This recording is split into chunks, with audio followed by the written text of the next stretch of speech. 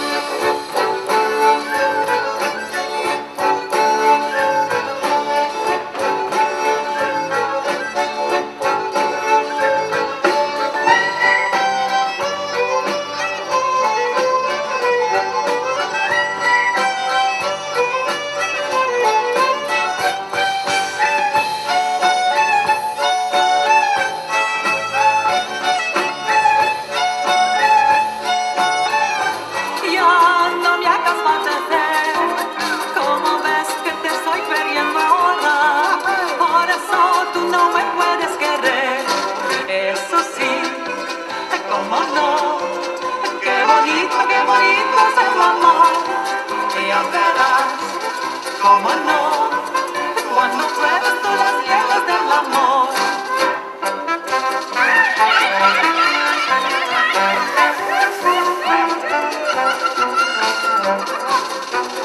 Eso sí, cómo no, qué bonito es el amor. Y ya verás, cómo no, cuando pruebes tú las mieles del amor.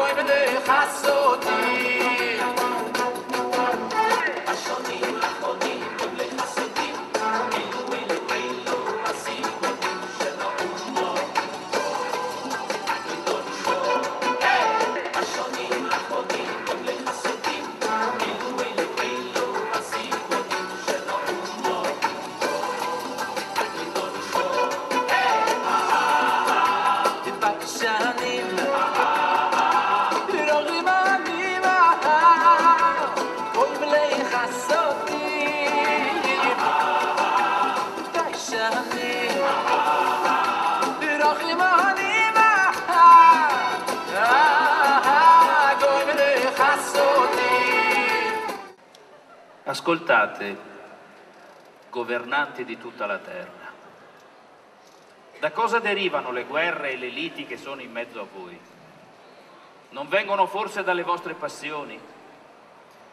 Non provocate la morte, voi che governate sulla terra, perché la vostra sovranità proviene da Dio e sarà Dio che esaminerà le vostre opere e scruterà i vostri propositi.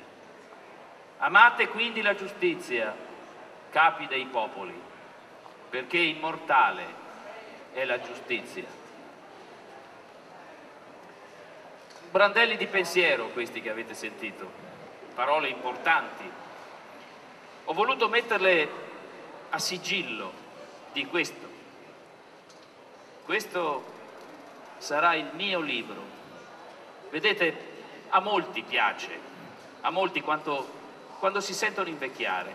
A molti piace guardare le fotografie vecchie, i vecchi ritratti, ricordi di momenti belli e anche meno belli. Come se arrivati ad una certa età si sentisse il bisogno di una revisione,